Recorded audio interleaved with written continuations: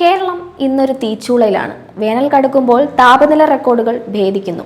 ചൂടിന് പ്രതിരോധിക്കാൻ മലയാളി AC-യെയും കൂളറിനെയും അഭയം പ്രാപിക്കുമ്പോൾ നമ്മുടെ വൈദ്യുതി ഉപഭോഗം ചരിത്രത്തിലെ ഏറ്റവും ഉയർന്ന നിലയിലാണ്. 110 ദശലക്ഷം യൂണിറ്റും കടന്ന് ആ കുതിപ്പ് തുടരുകയാണ്.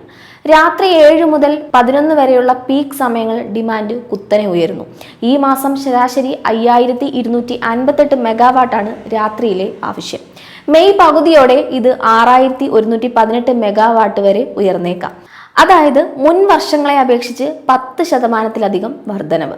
ചരിത്രത്തിലില്ലാത്ത വിധം ഉപഭോഗം കൂടിയിട്ടും കേരളം ഇന്നും പ്രകാശപൂരിതമാണ്. ഈ റെക്കോർഡ് ഉപഭോഗത്തിലും കേരളം തളരില്ല. കാരണം കരുതലോടെയുള്ള പ്ലാനിങ് കഴിഞ്ഞ ജൂണിൽ തന്നെ സർക്കാർ ആരംഭിച്ചിരുന്നു.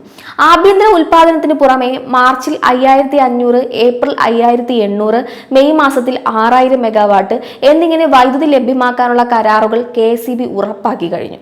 ഇടുക്കിയിൽ മാത്രം ജൂൺ 1 വരെ ദിവസം 12 മില്യൺ യൂണിറ്റ് ഉൽപ്പാദിപ്പിക്കാനുള്ള ജലം കരുതിയിട്ടുണ്ട്.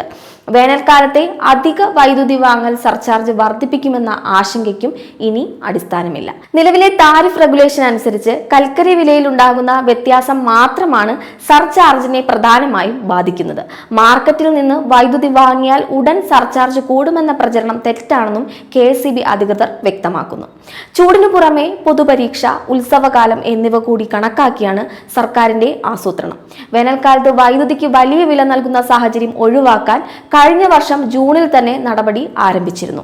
കേന്ദ്ര ഊർജ്ജ മന്ത്രാലയത്തിന്റെ ഡീപ്പ് പോർട്ടൽ വഴി മുൻകൂട്ടി ടെൻഡറുകൾ ഉറപ്പിച്ചതിനാൽ പൊതുവിൽ യൂണിറ്റിന് 10 രൂപയോളം വിലയുള്ളപ്പോൾ 5.40 രൂപ നിരക്കിൽ 300-325 മെഗാവാട്ട് വൈദ്യുതി കേരളത്തിന് ലഭ്യമാകുന്നുണ്ട്. പഞ്ചാബ്, മധ്യപ്രദേശ്, രാജസ്ഥാൻ സംസ്ഥാനങ്ങളുമായി KSEB ബാങ്കിംഗ് കരാറിൽ ഏർപ്പെട്ടിട്ടുണ്ട്. നമുക്ക് അധികമുള്ള സമയത്ത് കൊടുത്ത വൈദ്യുതി ഇപ്പോൾ തിരികെ വാങ്ങുകയാണ്. പഴയ തലമുറയ്ക്ക് മറക്കാനാകില്ല ആ പരീക്ഷാകാലം. പൊള്ളുന്ന ചൂടിൽ വിയർത്ത് കുളിച്ച് പവർ കട്ടിന്റെയും ലോഡ് ഷെഡിങ്ങിന്റെയും നടുവിൽ മെഴുകുതിരി വെട്ടത്തിൽ പഠിച്ചിരുന്ന ആ ദിനങ്ങൾ. UDF ഭരണകാലത്ത് വൈദ്യുതി ഉപഭോഗം കൂടുമ്പോൾ പവർ കട്ട് ഒരു പതിവ് സംഭവമായിരുന്നു. എന്നാൽ ഇന്ന് ആ കഥ മാറി. കഴിഞ്ഞ 10 വർഷമായി പവർ കട്ടോ ലോഡ് ഷെഡിങ്ങോ ഇല്ലാതെ കേരളം പവർഫുള്ളായി തുടരുന്നത് സംസ്ഥാന സർക്കാരിന്റെ കൃത്യമായ ഇടപെടലുകൾ കൊണ്ടാണ്. പ്രതിസന്ധികൾ മുൻകൂട്ടി കണ്ട് പരിഹാരം കാണുന്ന രാഷ്ട്രീയ ഇച്ഛാശക്തി.